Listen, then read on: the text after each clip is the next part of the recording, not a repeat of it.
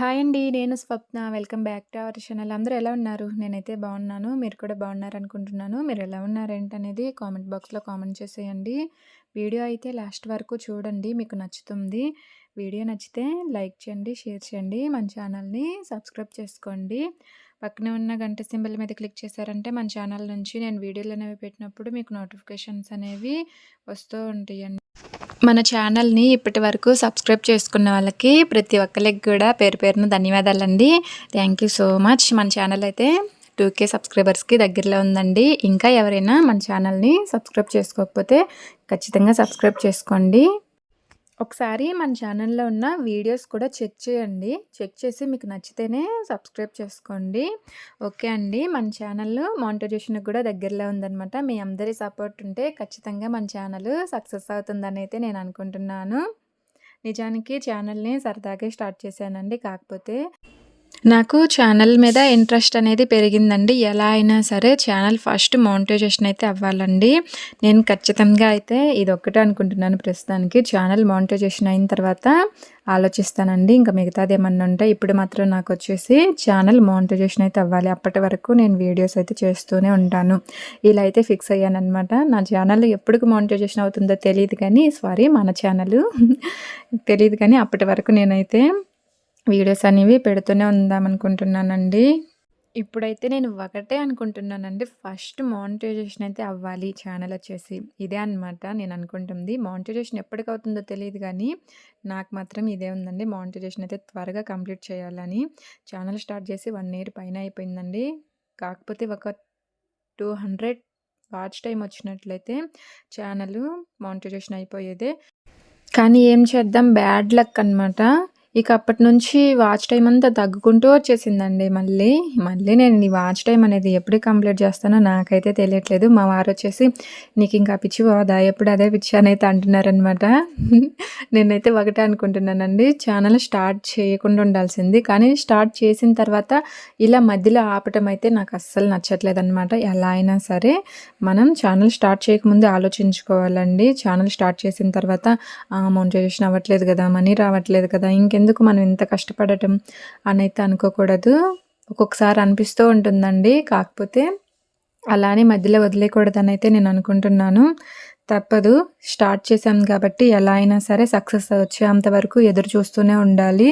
వీడియోలు అనేవి చేస్తూనే ఉండాలని అయితే నేను అనుకుంటున్నాను. నాకు నేను చెప్పుకుంటూ ఉంటానన్నమాట. స్టార్ట్ చేశాం కదా, సక్సెస్ వస్తుంది, కొంచెం నిదానంగా రావచ్చు, పర్లేదు, అప్పటి వరకు ఎదురు చూస్తూ ఉండు, ఎందుకంత తొందర, వస్తుంది కదా ఎప్పటికైనా సక్సెస్ వచ్చేంత వరకు నువ్వు మాత్రం ఆపొద్దు అని అయితే నాకు నేనే చెప్పుకుంటూ ఉన్నానండి.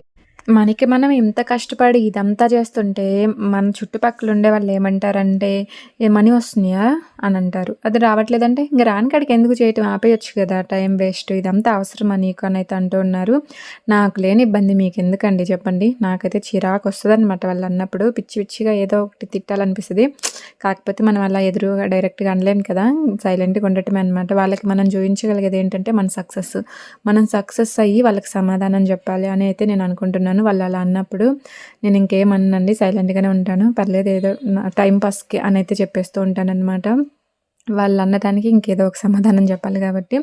కాకపోతే నేను అనుకునేది ఏంటంటే, వాళ్ళన్న మాటలకి నా సక్సెస్సే వాళ్ళకి సమాధానంలా ఉండాలని అయితే అనుకుంటున్నాను. ఖచ్చితంగా నేనైతే సక్సెస్ అనేది సాధిస్తానండి. ఇలా మధ్యలో అయితే వదిలేయాలని అస్సలు అనుకోవట్లేదు.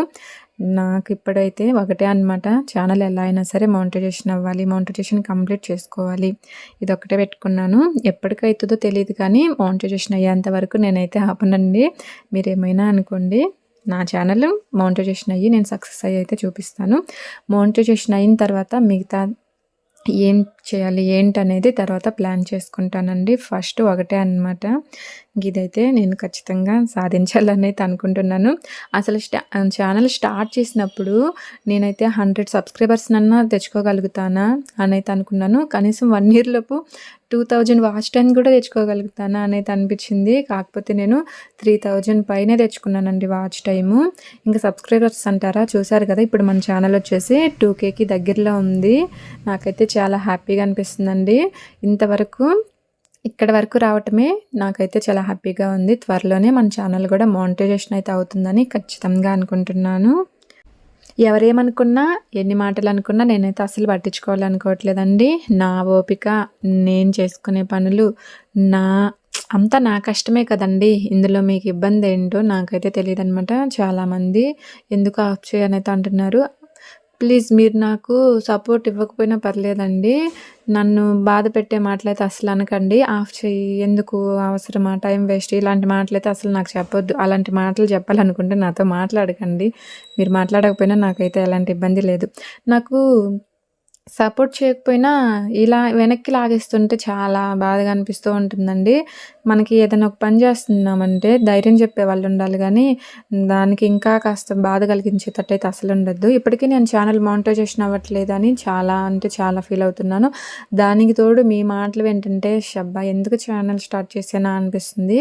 కాకపోతే మీకు సమాధానం ఏంటంటే, నా ఛానల్ మానిటైజేషన్ అయ్యి నేను సక్సెస్ అయ్యి చూయించటం అని అయితే అనుకున్నాను.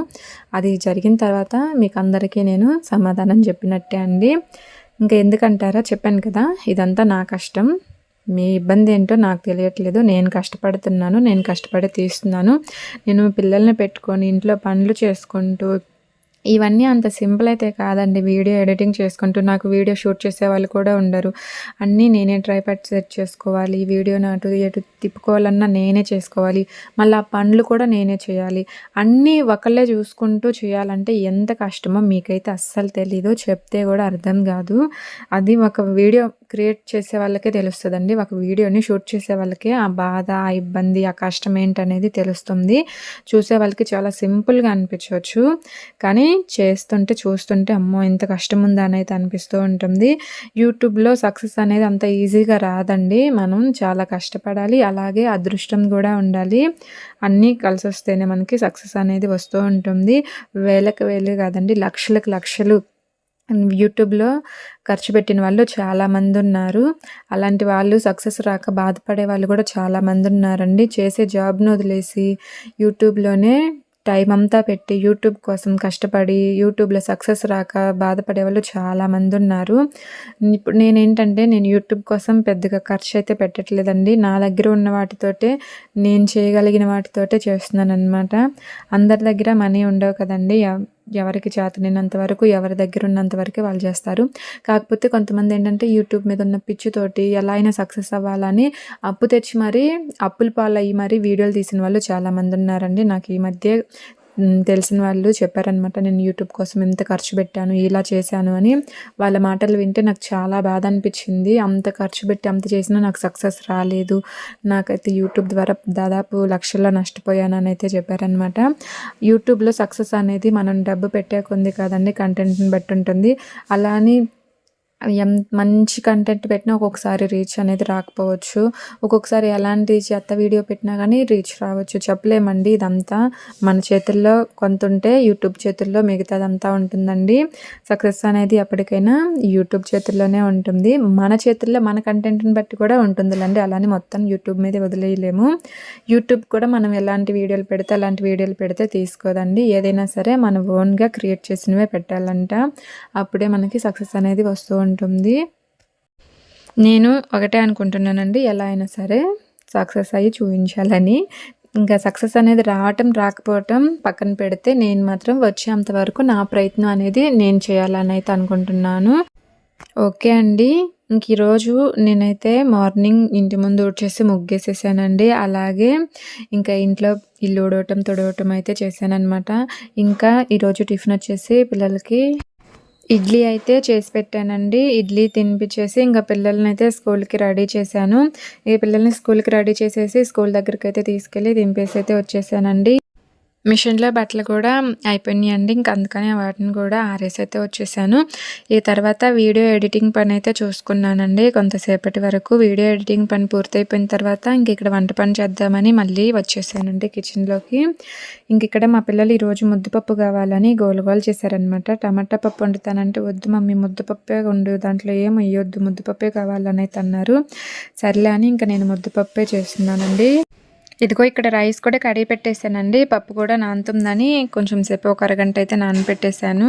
ఇంకా ఇక్కడ పప్పు కూడా ముట్టిచ్చేస్తున్నానండి, ఉడుకుతుంటుందని. ఒక అరగంట నానిన తర్వాత ఇక అచ్చం ముద్దపప్పు ఏం తింటారులే అని ముద్దపప్పులోకి ఎగ్ ఆమ్లెట్ చేద్దామని ఇంక ఇక్కడ సన్నగా ఉల్లిపాయలైతే కట్ చేసి 2 ఎగ్స్ అయితే ఏద్దామని ఎగ్స్ అయితే వేస్తున్నానండి. ఇంక ఎగ్ ఆమ్లెట్‌తో కలిపి పెడదాంలే అని.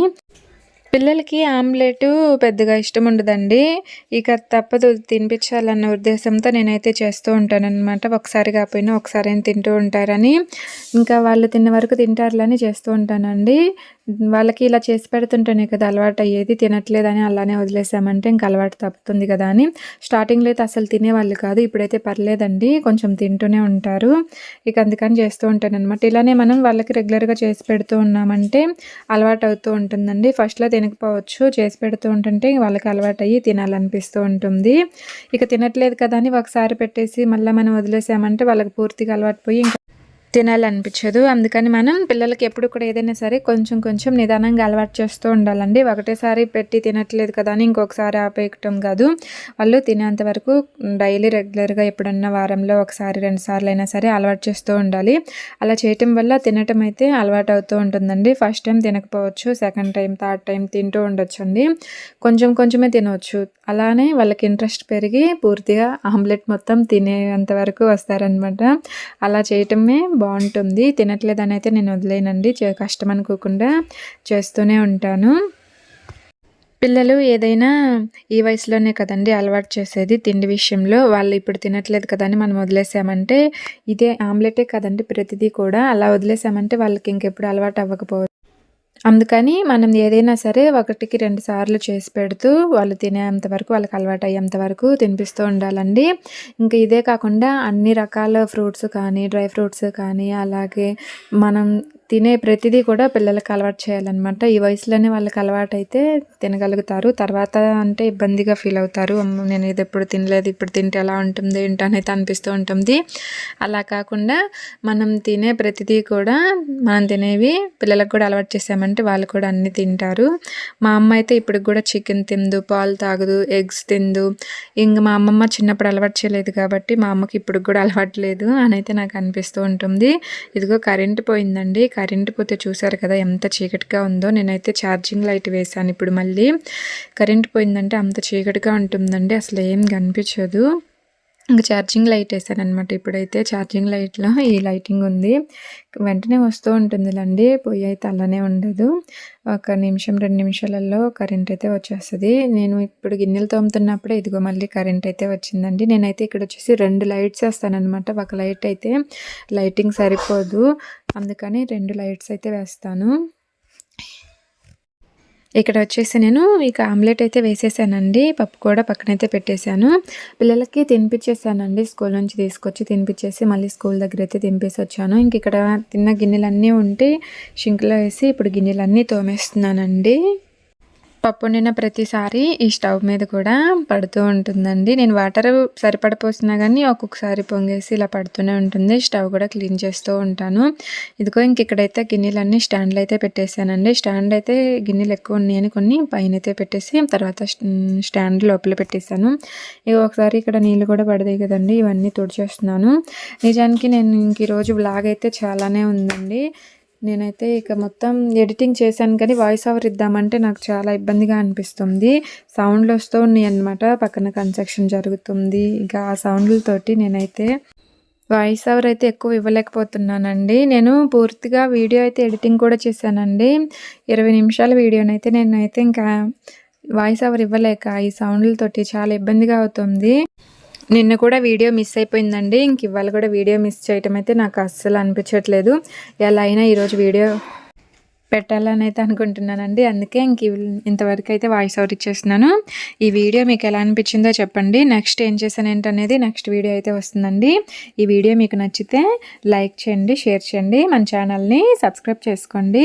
Thank you for watching. మరొక మంచి వీడియోతో కలుద్దామండి. Bye bye.